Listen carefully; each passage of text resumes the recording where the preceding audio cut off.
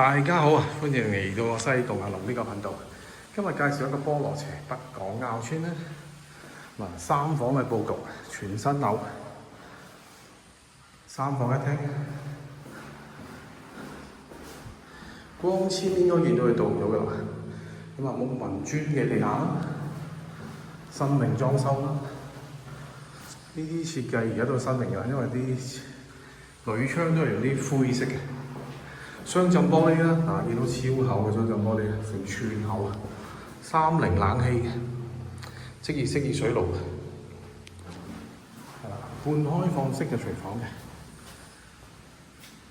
咁啊天台有太陽能，咁太陽能咧變相就唔可以轉名啦，即係個電錶，因為個收益係業主所有啦。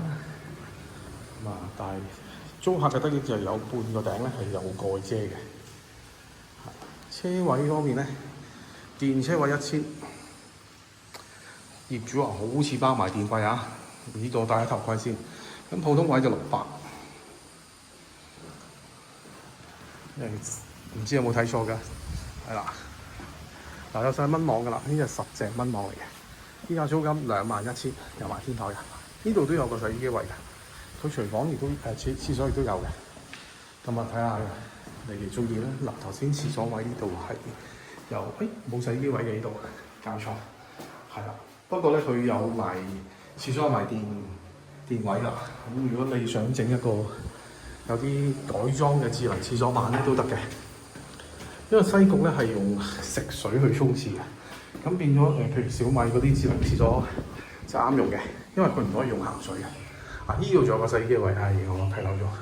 中層反而咧就廁所有個洗衣機位，咁呢度就有2個洗衣機位俾你選擇啦。山景都晒太陽能啦，入遮咗半個頂啦，就話得益就係租客嘅得益就係咁啦。